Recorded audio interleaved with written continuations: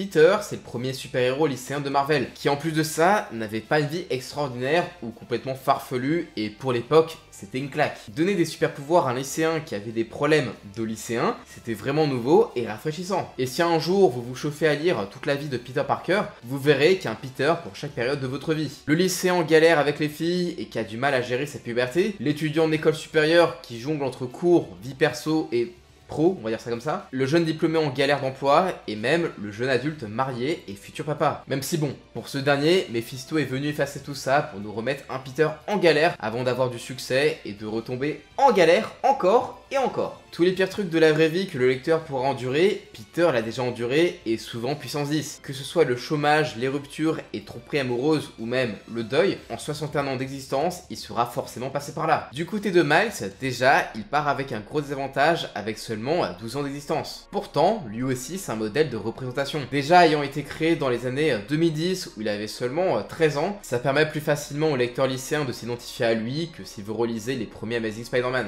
Pas sûr que vous allez vous reconnaître dans ce monde lycéen des 60s. Aussi, les origines afro-américaines et portoricaines de Miles permettent à une autre partie de la population de se sentir représentée à travers ses aventures. Population souvent sous-représentée à l'époque où Spider-Man a été créé. Mais le plus intéressant avec Miles, c'est qu'il a été créé dans un univers où Peter Parker a non seulement existé, mais il est mort, le laissant seul capable de reprendre le flambeau, lui qui voulait pas devenir un super-héros. Parce que oui, quand il a eu ses pouvoirs, l'Ultimate Spider-Man était encore en vie. Et quand il est mort, Miles a eu beaucoup de mal à se faire accepter, tant par New York en deuil de son super-héros que par la communauté super-héroïque. Oui, c'est encore plus dur que dans le film. Et en plus de ça, il a dû gérer son oncle criminel qui voulait se servir de lui, la mort de sa mère en plein fight avec Venom pour laquelle il se sent responsable, et son père qui l'a abandonné en apprenant qu'il était Spider-Man. Spider-Man qu'il tenait responsable pour la mort de son frère et de sa femme. Alors oui, c'est pas le genre de galère qui arrive à tout le monde, c'est clair, mais ça changeait du Peter ayant grandi dans un environnement aimant et bienveillant. Tout le début de la jeune carrière de Miles,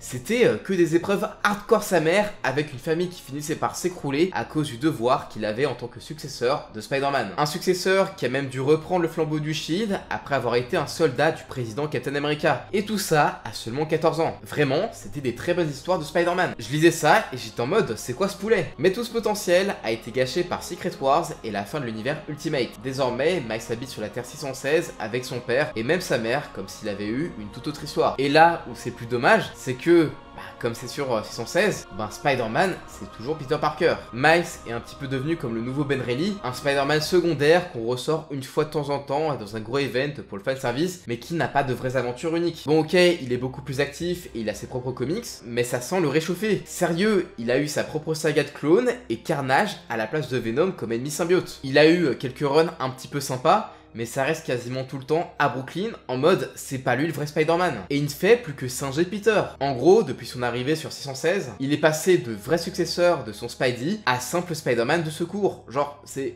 l'autre Spider-Man. Il a pas de vrais méchants iconiques qui lui sont propres comme Peter, à part limite son oncle le Prowler. Mais bon, ce dernier, il existe déjà sur 616. Miles, il affronte plus souvent des adversaires de Peter. Il a pas beaucoup d'adversaires à lui, quoi. Et niveau Love Interest, ok. Comme Peter, il en a eu pas mal, mais jamais rien aussi marquant que Gwen, MJ et Black Cat avec Peter. Clairement, il lui manque 2-3 trucs, et à mon sens, il suffit qu'un bon auteur développe le personnage, comme par exemple Donny Cates l'a fait sur Venom, pour vraiment différencier les deux personnages. Il y a quelques petits changements pour différencier les deux personnages, mais personnellement, je trouve ça trop timide. Alors du coup, Peter représente mieux Spider-Man. Alors de base, j'ai envie de dire que oui, mais en 2023, c'est compliqué. Franchement, quand on lit les comics actuels, notamment le run de Zeb Wells, on part plus sur du nom. Là, on a un Spider-Man qui s'en balèque sa race des souffrances de son frère Ben Reilly, qui se fight avec ses meilleurs amis sans raison, et même qui blague sur le fait de montrer son vrai visage qu'à des enfants mourants. Vraiment là, en comics, il est clairement sur le plus bas du bas, et faudrait vraiment en parler dans une vidéo entière. Les comics actuels Spider-Man, c'est vraiment de la grosse merde, c'est un truc de ouf quoi. Tandis que Miles, lui, cette année, il revient pas mal sur le devant de la scène, avec Carnage Reigns et Ultimate Evasion. Donc finalement, Miles ressort gagnant. Et avec un peu de chance, il rentre chez lui sur la Terre Ultimate, on verra peut-être le retour de son potentiel. Dans les films d'animation, je pense qu'on est tous d'accord pour dire que Miles, il a clairement dépassé, et de très loin, son mentor, pour ce qui est de la meilleure représentation de Spider-Man. Déjà, la première fois qu'on voit Peter B. Parker, on nous le présente pas mal comme un loser qui pense un petit peu qu'à lui-même, même s'il finira par apprécier suffisamment Miles pour sortir de sa loose, histoire de carrément réussir à se remettre avec MJ et avoir une fille. Et dans le second film, j'arrive vraiment pas à comprendre comment Peter pouvait laisser Miguel dire à Miles « Bon ok, maintenant, faut que tu laisses ton daron crever, mais t'inquiète, c'est pour le multivers. » On parle quand même d'un gars qui connaît vraiment la douleur, et Peter, c'est un personnage qui, en comics, il est capable de faire tous les sacrifices pour sauver un proche. Alors oui, gna gna gna, c'est parce qu'il a une responsabilité vis-à-vis du multivers, mais franchement, de toute la Spider Society, Miles est le seul à avoir une réaction qu'on attend du vrai Spider-Man, prêt à trouver un plan C pour sauver sa famille et le multivers. Un peu comme Peter dans No Way Home, où il voulait sauver les vilains au lieu de les tuer. J'ai vraiment très hâte de voir ce qui va se passer dans Beyond the Spider-Verse. Et pour ce qui est du jeu vidéo, là je pense qu'on est sur un pied d'égalité. D'un côté, on a vu Peter perdre Tante May, mais aussi son mentor, Otto,